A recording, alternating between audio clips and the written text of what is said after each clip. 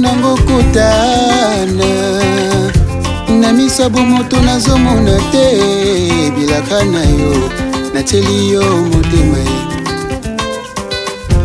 olobaki nakozala mokila te nakozala moto igela coiffe ikote papa na Kerwan éternel kenaya Kanda taba ikote sensi nganda taba fenenene nganda taba chez Hugues la coiffe ikote papa na Kerwan éternel kenaya Au 174 avenue Aristide Briand, 93 320, le pavillon sous bois.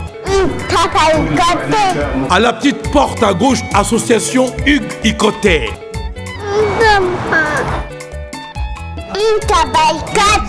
01 41 55 0000. Ntaba Ikoté. Descartes Construction et yeah! Fini l'inquiétude pour la réalisation de vos constructions de rêves en RDC au prix imbattable.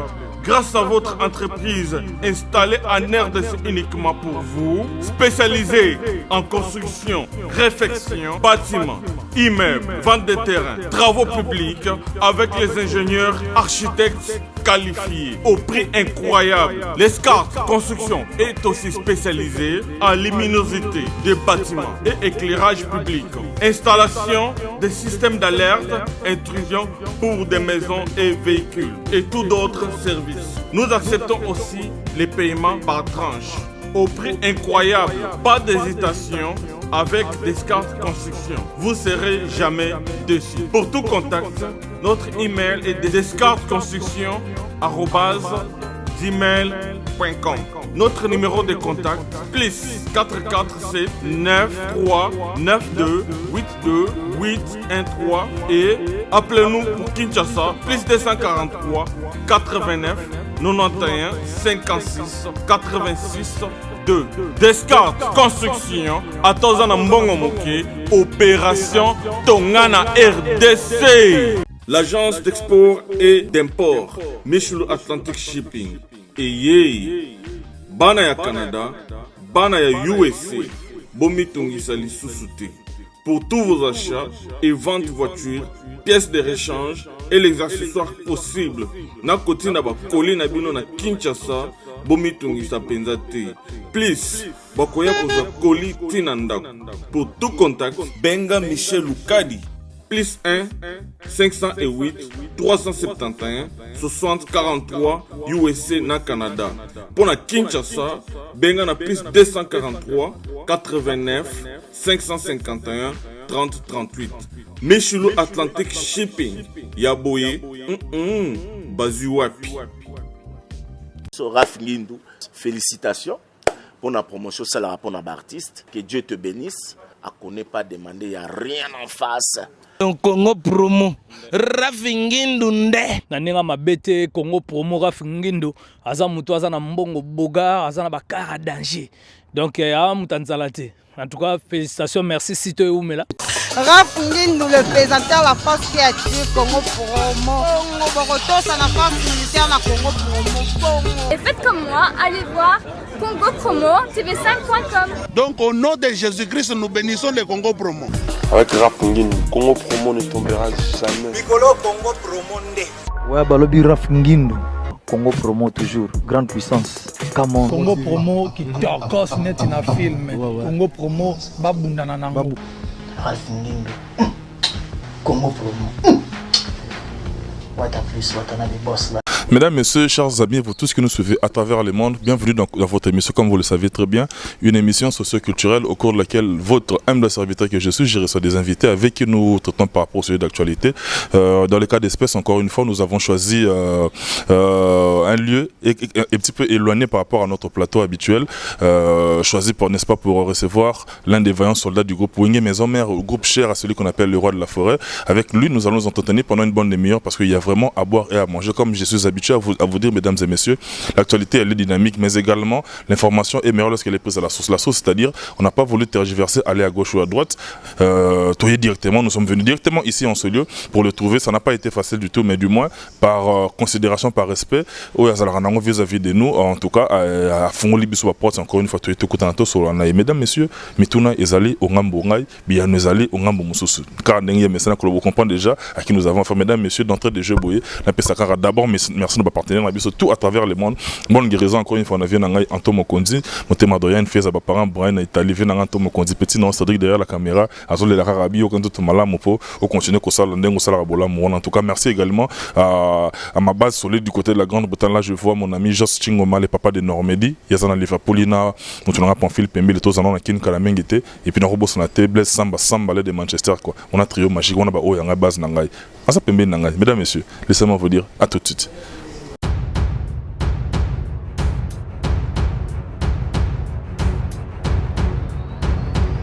Mesdames, messieurs, Bolandi annonce Nabiso. Lui, il est juste à côté de moi. Lui, on l'appelle mon Lebeli Amboka, Piroger. Encore une fois, Tokutani Awa, Nesika Oyo, Toluki Lukio, Tokutu Awa. Et pas il y a Moko, il y a diaspora. En tout cas, mesdames, messieurs, c'est-à-dire il y a des diasporas Oyo, Bazoa quand même temps il y a qu'à investir sur place au pays, PCP tout emploi. Bisopé Toza, on a pour Tozong sur la banque ascenseur, c'est-à-dire Topé Sabon remerciement, le c'est monsieur Armand Lovoiseau, Toza Awa et pas Inaye. En tout cas, des retours à travers le monde. Au moins, c'est quand il y a Roya Moko Pema Banini.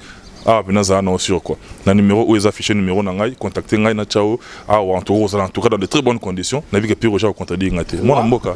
D'abord Boni Yomoko, Boni Maison Mère et puis Boni le roi de la forêt Tobanda toujours wana. Ouais, ndeko ma topé na en tout cas ngamo ça super bien, donc na bien. Dans le cas moi, au looking fort, donc ngamo mes problèmes quoi nini pour yo luka pas en pamba boité. Vraiment au salbe fort mana kimio mais ti aux ngaka na l'oppose pas Armand Lovoiseau de Switzerland. En tout cas ngamo ça bien wenge musique à maison mais toujours en forme très bien, toujours likolo ndeng boyebi et yemoko son excellence Igwe le roi de la forêt Werrason ambassadeur de la paix, donc autorité morale à nous les Congos ça très bien tout petit peu sur le Siko, donc il se porte très bien. Puis Roger, le roi de la forêt se porte très bien, groupe ça très bien, mais du moins il n'y a pas longtemps j'ai vu recevoir Nicodème Moko Yako pour une maison mère. Je crois que des connus sur Oalingam ou Alanda qui émission on a été quand on a playlist à Congo Promo. Comment Matope, comment MATOPE à la fin, autant les playlists au monde émission on a espèce moi télé était Nicodème tout à nda tout à n'était raison c'est le roi de la forêt. Parmi les commentaires il y a beaucoup de gens critiquer. Comme quoi, les lots maison mère, ramener une équipe au Satur Oyakala, les gens estiment que maison mère les lots, à part le roi de la forêt, là on est à Makasi. Yosa Moulebeli, aux défenseurs et maison mère. C'est quoi ton opinion? Maintenant, opinion, mon tuto robot est en côté. Le bibongo, bazan la raison à Kanissa, Kanisi, bazan la liberté, on a tous la démocratie. Donc, toi, on a 4 pays, moi, ils sont démocrates. Donc, tous la liberté à penser. Moutourner à Kanisi, au contredire pourquoi. Ils ont ma Kanisi, mais en réalité, ce que ils ont bon côté. Vous comprenez? Réalité, c'est que Werrason Azali de génération en génération. Werrason Azali formateur de la musique congolaise. Abandi qu'on formait depuis Wenga Kala à l'époque. Manda chante, Alain Pela. Vous comprenez? M. Bello d'autant à comboter pour ne pas faire leur publicité. Emile alias de Mingongo. Vous avez interprété Bello, on est en opération Dragon. Voilà, c'est mon vieux. On a grand frère. On a vieux Nangaï. Donc, parmi les vieux, on a soutenu Nangaï. Et ça, alias, je suis toujours reconnaissant à l'avion. Monter ma bébé Senzongo. Donc, là où il est, donc, on a PC Mbote. Et c'est ça. Papa na Kertis, papa na Rwandi, papa na Ibish. Na Cynthia. Donc, on a banana. On a PC Mbote trop. Donc, Werrason a formateur. La génération est l'équipe. Werrason est aussi la génération où il y a musique à maison mère. Werrason a formé Lacoste, Gianni, Ferré, Amabiala. Ferrabo et Rango, Kofonda, maison mère. Tant mieux. Aza libre. Et ça pensait naïe. Toi la démocratie. A format, Babindombe et belé. Werrason, on est la deuxième génération. Troisième génération, Werrason est formé, Boalotin, héritier. Tadé, Déplique, Fabrigas, Tale, troisième génération. Et les qui? Quatrième génération en gros. Donc, et ça de génération en génération. Vous comprenez? Donc, on ne peut pas comparer première génération à quatrième génération. Parce que première génération, c'est qui Manda chante, Lempela, Meli alias, Tutu Kaluji. Vous comprenez? Deuxième génération, c'est qui Ferré, Gianni, Biala, Babindombe, vous comprenez? JDT, Jackie, vous comprenez? Lacoste. Donc, tu crois qu'on ne voit jamais génération, les autres comprennent on a génération non. En tout cas, nous tous quand ça bongo, on tape à côté. Vous comprenez? Et Mikolo Peso, les camarades ont changé. Vous comprenez? Donc, Congo et RDC, tu comprends, on a Zaïrté. Vous comprenez? Mais ça, ma belle moko. Ma belle moko oyo. Mais à l'époque, ils ont Zaïr, les comment RDC. Nous avons RDC, ils ont la Kala. Vous comprenez? Donc, c'est un peu ça. Et puis Roger, en tout cas, mesdames, messieurs, le numéro qui est affiché, c'est mon numéro personnel, c'est-à-dire les remarques, les suggestions, ainsi que vos soutiens. En tout cas, on en a vraiment besoin pour faire avancer ce travail. En tout cas, ça nous vient de tous bords et puis nous vous sommes vraiment reconnaissants. Tout y a mis puis Roger, le tout continue à l'histoire. Puis Roger, mon amour. JB Service, il y a José Baïla. Oui, bonjour papa. Allez, comment t'as réussi? Landanga bureau alors. Ngane Mukolo agence José Baïla, agence César basée à Rennes. Tous les voyages, ceux qui biloko comme ninga mona ya kapuna kabula biloko ba dériver za lebelete quoi. José Baïla, JB Service, Europe Mobimba, atie biloko pa na yo. S'il vous plaît papa, biso awa na JB Service avant que soit colis na yo, il faut qu'on vérifie ceux qui biloko on est commis très bien. Ah, muto mukirite. Soda ya putu mtatiri kolio. Ba refoulé yo. Et puis kolio on a déjà signé. JB Service. Ba le sa poto, on est ko tine loko. Et ça n'onga très simple. Station Saint-Thérèse na sima nango okomona JB Service. Zerana. Quelle manière ba c'est carte mémoire. Oui, ziga. Hugues la coiffe Ikote. Je suis arrivé. Salon Hugues la coiffe Ikote. Non seulement c'est un salon de coiffure, mais aussi une machine de transformation des hommes et femmes. Regardez-moi comment je suis. Vilain. Mais attendez, 2 minutes. Bogart. Vous allez voir.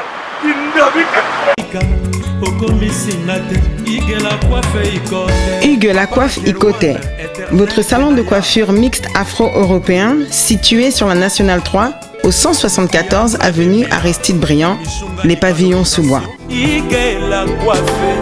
Pour plus de précisions, veuillez nous contacter au 01 41 55 00 00 ou encore sur notre site huguelacoiffeikote.com. Nous sommes ouverts tous les jours de 8h à 20h, même les jours fériés. Hugues la coiffe Ikote, l'homme qui coiffe la ville. Hugues la coiffe Ikote, le salon de coiffure mixte afro-européenne de proximité. Au 174 avenue Aristide Briand, les pavillons sous bois sur la Nationale 3. Un seul numéro, 01 41 55 00 00. La beauté de votre chevelure chez votre frère. Hugues la coiffe Ikote, même père, même mère. Chikicha, chikicha, cha cha. La beauté peut tout changer. Salon Hugues la coiffe Ikote. Quelle beauté! Sexy pour les femmes, dindindi pour les hommes. Les lots, semble-t-il que la plupart des bazar dans la maison mère, ceux qui ont les bandes à la maison mère, remettra souvent en cause qui titre on informateur à le roi de la forêt. Moi dans le mode binomoro tadé surtout Tolanda pe élément on a aboya qui habillé ba formalité. Il y a pas plus tard que semaine quand on aussi la biso moi-même je l'ai suivi personnellement chez Nani frère la biso Doyo na poto na ndi sous mon repère au patata J3 Mimbongo il écoute le comme elle va tourner comme formation non il va formalité il comme formalité mais qu'est-ce qui fait que tant que bande wazalaka na wenge les rois de la forêt grand formateur ils pour nous refléter kaka alors que ça comme les bandes sco bazon ça na titre on a formé bangoto. En tout cas, mon cher ami, tu as un monde de ingratitude. Jida ou tu as un Yesu, mais ateka Yesu. Tu as un monde de ingratitude, donc tu peux collander. Vous comprenez? Éducation est de base, éducation est de base dans la famille, ndengo botamela no kolela hein atoye na société ozara bongo. Vous comprenez? Pourquoi Fabregas Sandimango? Fabregas Sazasona Wenge musique à maison mère. Adjani le plus grand chanteur ya Wenge musique à maison mère. On a banga rapena Ndima Lenzo. C'est Adjani. Pourquoi Adjani Ndima? Vous comprenez? Pourquoi héritier Ndima? Héritier azala ba faute na ye mais jamais côté formation à Boyarate. Vous comprenez? C'est déjà Batouano na tangi kombo ba eza la majorité ba déplique ba kabose ou tautara na ye et pas Big Star ba Shock Star mais ti le loin di marque formateur c'est Werason et bon on va kinte ko le la tade poussière donc na bateau na tangi tade ata pementi. C'est quoi quelle intention? Ah mais je te jure poussière. Est-ce que tade penel bossa Gianni tade zanan ay l'autre tade le bossa Fabregas ay l'autre. Ça va chanter, tu as moi les bangane na construction édifice Wenge maison. Non, ça chanteur abima ba organe na Zénith. On t'a accepté Sony. Zénith ba mémoire c'est chanteur abeta ba organe.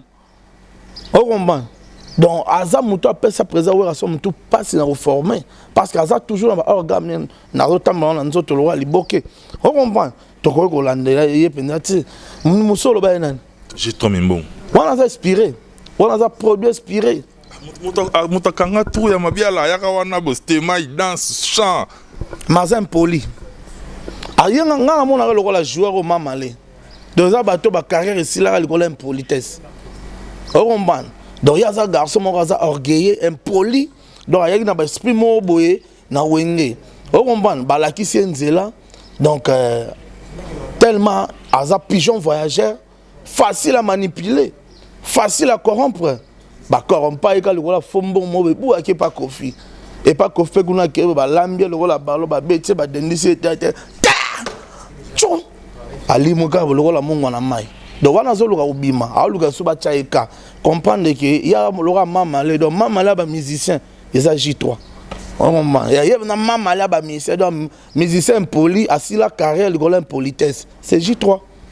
Même si le rojo ben impolitesse c'est ça ba esprit ba Wenge wana po mingi ba rapper puis Roger surtout banda roza kokende ba répétition ya ba Wenge kala ba Wenge d'abord Wenge na la samba play na bi qui mon ami Alex Gongo mutunanga trésor tambo R13 à cette époque là déjà tout tara moqué tu vois na la samba Wenge ensemble bango nso bazali to komi koya na la samba répétition à maison mère toujours kende na Milouz na répétition à BCBG sali to monde ande batu bayaka nous ça quoi na yaka ana moi douceur na mais c'est fika kota na Wenga ça s'imposer on dit ba comment esprit mo boy wana bon dirait ça monde na bino kenda bongo non non c'est pas ça Wenga a un esprit à charisme Wenga a propriété Wenga a charismatique et impolitesse il faut différencier impolitesse dans charisme. So tel ba misa Wenga lora ba manda chante ba impolite. So tel ba misa Wenga lora ba lempela grand chanteur au J3 auto qui ne sait quoi le bossa lempela.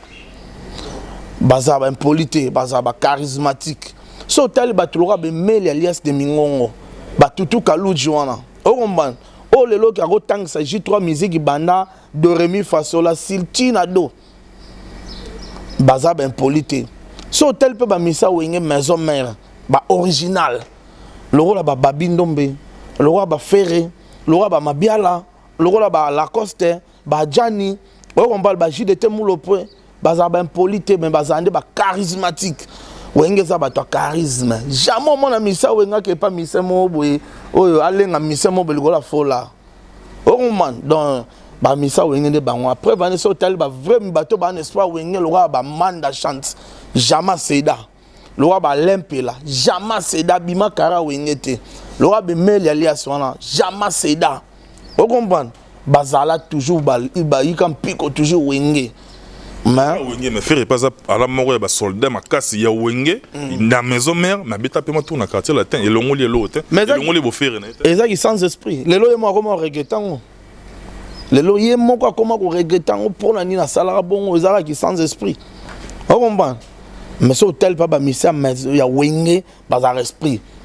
Oh okomban ba héritier ba longwe fa ba ke ba ko taper orchestre msous mais tellement ça n'explique que Wera Sonic katinaye alendi asal pelo na zo débrouiller okomban ba jani wana jani omona ki avanda ona kaka tu n'as vu kana Maroc kuna to pese moto passe Maroc na biso lelo akanga Maroc a jana zo beta partout esprit c'est ça. Mais dans ces pays quand même, à chaque fois que on soulève les solos, il y a marqué quand même. La français d'une empreinte indélébile. Passage on a oué maison mère autant que puis comme on a bien hérité Watanabe. Ça dit un petit commentaire par rapport il y a moins tourné du côté de la Côte d'Ivoire parce que partout à Zokende, à Zomatisa drapeau RDC, les colos, en même temps. Azamon est le roi de la forêt musicalement parlant, et ça pour une raison il a bino. Non, c'est série à Mathis drapeau à Congoté. On a tout la vérité. Il y a des congolais, il y a RDC. Ils n'ont pas RDC. Ma saline ni amala moi c'est pel si ba tu pas mata. Ngana au total ba commentaire ba ivoirien. Comment bazo là? Comment bazo critiquer? Moi na ma beti poto. Oh moi na ma beti maman na poto. Donc pire que sali wana vraiment na habité. Wenge la sare boité. Ya moi ba baramba mbangu pema. Mbangu pema na vie molo molo. Moi na temps on a sola mabele na munoko. Loko e bandeng baliara fufu ba la sonne baliara fufu ozana na sola mabele na munoko faut ba la sonne baliara fufu ti o loko lia kwanga donc moi na moi pressé moi vitesse de loko lia kwanga na âge à 2 ans na âge là mso il y a combien d'années ya ça na wenge ya ngwate a loko lia na kwanga na âge à 4 mois na 5 mois loko da me kwanga ngamo pe na talaga ngo entre sali moi sonne quoi et là aussi aggrave ça que au mona mutalo ba musique intelligent o musique be nze mo ya wera na wera. Donc quand on a un critiquera, bokenaka kodembela kombo na ye. Inoto so na Bill Clinton na bisinga ya wana za père. Omoni tant toza ko boya ene tant toza malédiction. Noto so na Bill Clinton siko ka ne na causer. Auti durba. Na se Bill na monyo kuna ka wera na wera bi ya boto kende su wapi. Wana za père. So biso to boya c'est que to la ta malédiction. Donc, bana mai, ngana osenga na bino, bolan d'exemple à Bill, bolan d'exemple à Gianni, on comprend, bolan d'exemple à JDT, Kabose, Fabrigas, bolan d'exemple à Deplique, on comprend. Bozara na kondima. Et ça, on a tondimira, non? Est-ce que d'abord le roi de la forêt a sa rapé reconnaissant envers ma petite naïe, au basalape autour naïe, babunda pe ensemble de nabon? Très reconnaissant. Natanga bakomola so tuninga mutotel asota bakomola banga tanga te bino bozela tanga bakomola bo ba faveur ya sala bango tombe tango bato mso bino mona raka tanga komala roi de forêt mabe na TV bakangeka na aéroport be bakangena sika mobe babenga kana ba wele la benga ga Wera Son tant que papa malamu alobaka te wana ba petit na bo libérer bango asala ba intervention ebele na ko bando tangelo bango nyonso toi. Preuve que héritier n'a que prison pour m'amener na brigade nana boya ils a présent Wera Son c'est na bino no tanga ba msusu ils bien té exemple là mon na pesi o bomba mais au moins la batango ba est-ce que Wera Son magistrat pas boy oh mais Wera Son influence na mboko yo yebi ya mama magistrat indépendance ya justice ezana ngotoko dans biso na terrain on a té moni wana donc o yebi bien que Wera Son a influence mama msusu peut influencer le baga et Wera Son pèse lourd Wera Son sera sengi ba yo karaye parce que as ambassadeur de la paix voilà. Chapitre on a tout clore la bisongo tout faire évoluer l'actualité le 22 octobre vont annoncer les années de Paris puis Roger Zala sincère na yomoko, zala sincère na bateau bata la biso à travers le monde entier. Et zara kosa le cas, do créer buzz, do ils appellent solo et solo. Orchestre wenge musique à maison mère et ça l'a jamais kosa le cas. Wenge musique à maison mère buzz tu es bien monté. Bata buzz oui bon. Donc wenge musique à maison mère to beta ba parler de sport, internet et zala raté buzz et zala raté. To beta ba double zénith internet et zala raté à l'époque. Tobeta, Stade de France. Autre temps, autre mœurs, ça, le monde a évolué depuis ce temps-là. Voilà. Et aujourd'hui, on n'en a pas besoin aussi, il y a la baise. Mais, on a la maison, mais ça, la mamosa réelle. Nous avons tous contacté par les diaspora pour la Likambazénit. La diaspora, on en a marre, on a besoin de la musique. Donc, jusqu'où? On va aller jusqu'où? À Tamboula, Nenge Betaka, ici, la rapé. Et là, on a aussi la raté. On a vu que il y a eu compréhension entre les musiciens congolais et les fanatiques, quoi, les diasporas. Donc, Monique, non, il faut mettre fin avec tous ces disputes. Tout se mettre tout autour d'une table pour que tout le solution, qu'on soulever, qu'on relever une culture nabiso. Il y a une raison pour laquelle on a dit oui rason ayarobeta. Donc les démarches en cours.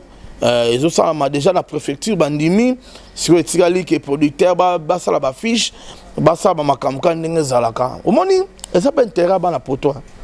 Parce que mon cher Matope, à l'époque, tant où les missions congolais ont été en poto, l'air c'est que poto, ils ont eu avantage à Bandeko en poto. Bandeko, maman, ils ont un restaurant, ils ont été fort. Bandeko, ils ont une boutique d'habillement, des briaca, ils ont débrouillé pas mal. Bandeko, ils ont un salon de coiffure. Le roi a fait un semi-manza de Parigo, Bandeko, côte, ça va te belé. Au sentir que les locaux ils ont mon nana. Les lots manquent à gagner comme partout. Même pas les musiciens, même peu de manque à gagner ça. Alors, surtout les musiciens, pour un musicien les lots et belé pour tout bon. N'est-ce pas leader qui est dans la banque, mais est-ce que les musiciens dans la banque on a des armes moins baïmbaï? Ah, n'est-ce pas bisonant qui n'a pas tout ya. L'aime sous mon conzi, oui rason alingaki non to que voyage mo boy acha pire journaliste parce que bino ande onanga bana poto bozo kale bolingi biso to poto te ya to monata to leta mo ba yop to monata mboka ma Marie vraiment veut dire vraiment biso vraiment bossa biso bonene vraiment to bande no a congolais so que ça rapporte intérêt mboka quand c'est intérêt on za biso so bena bossa ba combattant vraiment ba combattant na linga bino ponga na sel moto a défendre ba combattant baza banani ba combattant bato bana bolinga mboka eza bato yo ba défendre mboka baza ko dénoncer mabe baza ko luka développement mboka na biso ba combattant ba bomata eza banani ba bomata eza bato yo azana intérêt na mboko atonga ni elo na mboko yo ane loko compte rendre monte na mboko da mona ke ata panzi na concert ata beti na ata bebisi na aroyaka ne mboko te si on ta bonga na intérêt mboko ta ba combattre ça ba arma le voice de Switzerland au mona ke azana maram na awa ayabi ke ifa ya Congo ba combattre ça ba maître Mandongala ba combattre ça ba Olivier d'État na Strasbourg ba Francis Kinkela na Londres ba ngonde ba combattant ba Zouzou, mère Zouzou Kedi, motema papa Kim, ba mère Dangonda, motema y avait un Felingonda na Lyon, ba combattait zamba wana. Ba Brinel Loïza la Brine, dont la belle de belle, Brinel Loïza na Belgique, ba Alain Bissika wana, ba combattait zanan, ba combattait zamba Antonio Bancario na Hollande. Ba Antonio Bancario wana na Hollande wana ba combattant. Au senti que ba toalingi mboko ba Rose Marvel na Dijon. Azo benganga azo bi non puis Roger toi na souci mboke bonga ya un moto soutenir rabino mais mon amour tu azara pour détruire a panza a bebisa a lingi mboko te ya mboko ça to zonga sima boy mon frère ils a pillage tozara bien tozara na ba usine tozara 91 limité kauka maman limité industriel et c'est là tala tozara na ba industrie et belé rentrée scolaire be bana bola ta bata voilà voiture zaro salama a General Motors batterie Sozabat à l'époque on comprend ba compagnie minene to Ozakaf ba Ozakaf to pilla mboka le mboka to comment par terre le lot to mo kosa ba konza mboka ba problème oh non bango pe ba ko kuta déjà m'embosser là mais bazo luka ba la to ça peut pour le terrain on te po ba to musu pe ba kosa na mituna tellement belé mambona sko le rota msuma ma wingi to na msuka na wingi voyons on habite parce que ça peut na ba to musu pe ba loba ki ba bundela mboka bango ba lingi peuple maintenant ba pesa ba on pouvoir ba bossa na mo baton ma trop. En tout cas, moi j'en profite également pour dire un grand merci à vous tous qui nous suivez en tout cas. Un clin d'œil particulier à Moko Langai, combattante Nangai privé et perso, la maman de Eden. Gloria Mansoni, mère à HH, toi-même tu sais, donc yo combattante Nabiso Moro Yamboka Webi Kandere, Tosolaranayo, mais également Moutunangai, les jonctionnaires de Paris, King Foreman Masala, Monique Nabosana Ote, Ozara Moutunangai, King Foreman Masala, Malgo Yakikin, tout le monde a les colomins, Ozara Moutunangai quoi. Pesselangai Mandi Mandombo, maman sociale, Mbote Belé, Kaming Tetos Anne, Penekin, travailler, quoi jeune quoi, je vous aime beaucoup. Puis Roger, tous en ce temps, moulaïté. Tout comme un dernier point d'abisso. Le roi de la forêt a postulé na provincial, tout comme na national. D'abord, Yozarna, le roi de la forêt, au représentant qui écoute aussi na province, tout ça. Le roi de la forêt, candidature na ye, ils allaient conviction personnelle, tous ils allaient na but moro visé parce que politique est fouta bien. Non, c'est ça politique est fouta bien. Ouais, rason ok politique parce que na mambetali le chocho, ouais rason nzamba pambola ya. Yo yebi, ouais rason nzamba ya pambola depuis kala azana est stable aza bien. Na mamba boyego tout. Mais zaka bolinga mboka. Vous savez, ouais rason le roi de la forêt banda osaba action humanitaire kala élection de sabi na mboko ti. Werason, dans le cadre de la fondation Werason, il est le seul artiste et musicien qui a une poche. Atali qui est l'équipe à mener dans le roi Vita, Imana, Dragon, l'équipe à mener dans le moyen de transporter. C'est vrai, on a des rimens, c'est vrai, on a des rimens. Voilà, Werason a sommé là, au bis. C'est vrai, on a des rimens, tout ce là. Werason est au temps de Renaissance et Bimi, Moukuna na Mongote. Moussanganya. Moi, ma moyen, ma belé. Ouais, raison Nathalie qu'il faut soutenir les jeunes. À bêta concert au félé. Donc au félé dans le cadre que bah pèse un bon côté, ma bêta bon côté dans celle de Martin, bon on peut pas faire ça, bah joueur na Martin et na 20 pardon. T'as la plan bon pour pas faire ça. À l'époque, on les a présentation massa na ngai matumo na zola room. Matumo anglais, il a bien anglais à Yebiko. On a bien avenir mon. Matumo na zola room, on a bien le Messi congolais donc Messi côté kuna biso na Congo to na matumo na zola room. Il y a beta na nemona Messi. Donc on a passé bambote belé. Donc we rason na soutenir ba jeune. We rason na zana batu ba marche monsieur sama na mboko ba marche moi sama batu ba daye na bango ba benga we rason ambassadeur de la paix aya okunda na ba mbongo na ye asalango. Donc ça muto alinga jeune alinga avancement ya mboka na ye. Yango lelo atali que ba problème est belé. Ba problème est belé, il faut te défendre, il faut te lobela. Yango we rason lelo a postulé à travers à nous les Congo aux alliés plateforme naie politique à nous les Congo on a aussi un appel à bandiro tout botalanga bo s'adhérer na plateforme à nous les Congo ya Werason bo ça la décider ba projet zebelé ba ambition zebelé na à nous les Congo numéro ya secrétaire général à nous les Congo za 09 97 54 2000 plus 243 9 97 54 2000. Vous voyez, Werason a candidat député national na Kikwit, candidat député provincial na Kinshasa awa na commune ya Kimbanseke. Bana Kimbanseke, nga mo pe na mona Kimbanseke. Nga na koli na avenue Zobia. Na tangi pe na Kimbanseke wana.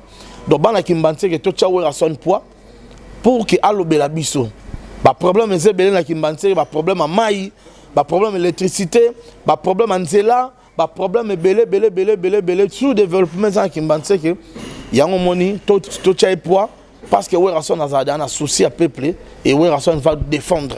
Mais pour je n'ai pas le moyen moqué, c'est-à-dire être monaki, on a monaki pour afficher qui en haut, le roi de la forêt, tout ça identité, tout ça confirmé qu'il candidat.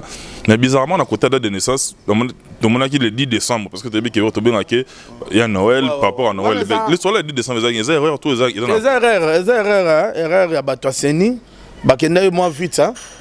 Donc il y a la machine tout ça peut bango ba bon sango parce que Werason abotama le 10 décembre Werason abotama le 25 décembre Noël quoi. Donc les erreurs. C'est quoi le roi de la forêt admettons Aza élu. Tout considérant le rôle la retraite musicale pétition à qui ne concert article dans les maisons mais. Non, nous faisons bien organisé, ne vous en faites pas. Nous faisons bien organisé Werason article musique. Werason restera toujours votre grand chanteur. Assemblée, après qui est sous concert? Votre grand chanteur. Exemple, tout le monde a papa Yosundu. Yosundu, Azap, ministre intérieur en Bokanaye, mais Abeta toujours musique. Il y a culture, pardon. Il y a culture en Bokanaye, mais Abeta toujours musique. Tout le monde a papa Taboulay Rochero. Azaki vice-gouverneur, mais Azaro Yemba toujours. Et lobby, dans la match à RDC na Libéria. Mr. George. Na George, ouais, président de la République, m'a coaché. Le seul ballon d'or africain, moi, Betty Kitty, qui on s'en dit que Bilo Ranzo, tu es toujours. président de la République, mais non, à coacher. Non, il fallait sentir que Bilo Ranzo Tezali. Et tant que mi-temps, mon été George Weah Kitty, maman à tribune, et dans vestiaire Kuna, à au coacher.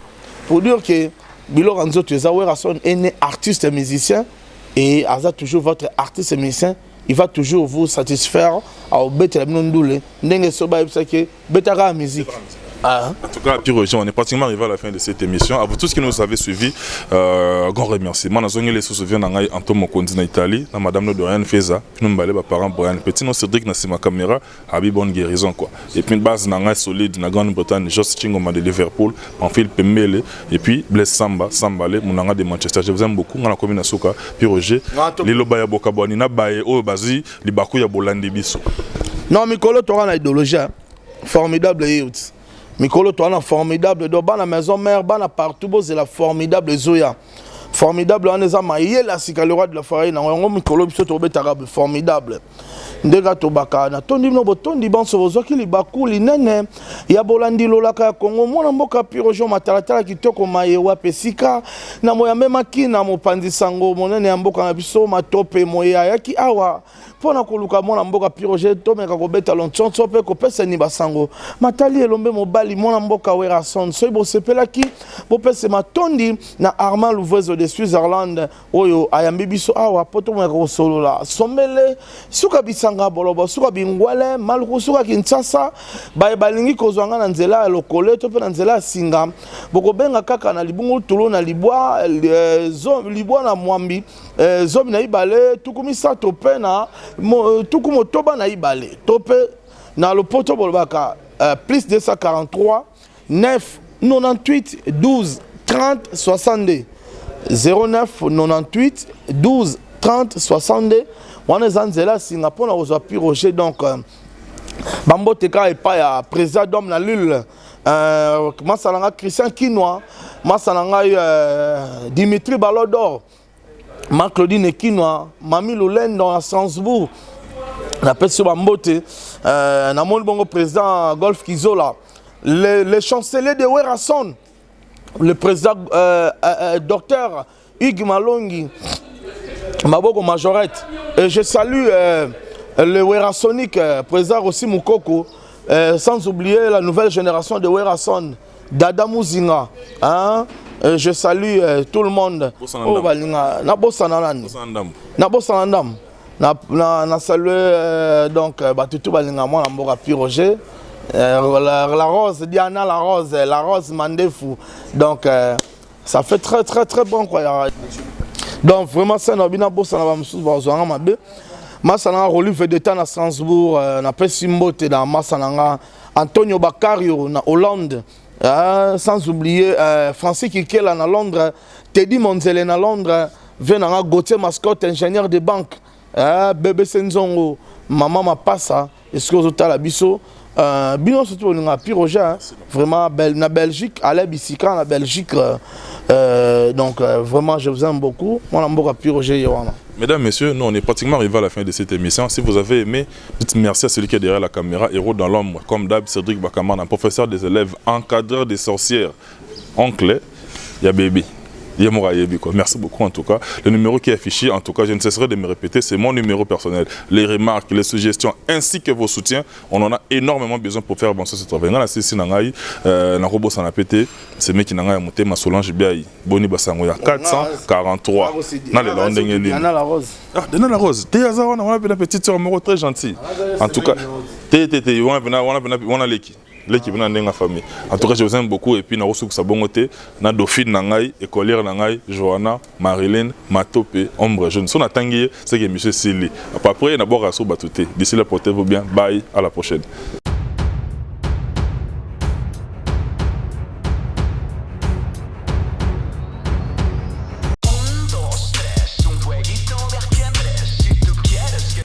Bonjour à tous, vous êtes sur Congo Promo. Si vous aimez plus de vidéos, cliquez le bouton en bas, abonnez-vous à masse. Moi, Bérodès, je me suis déjà abonné. Il reste que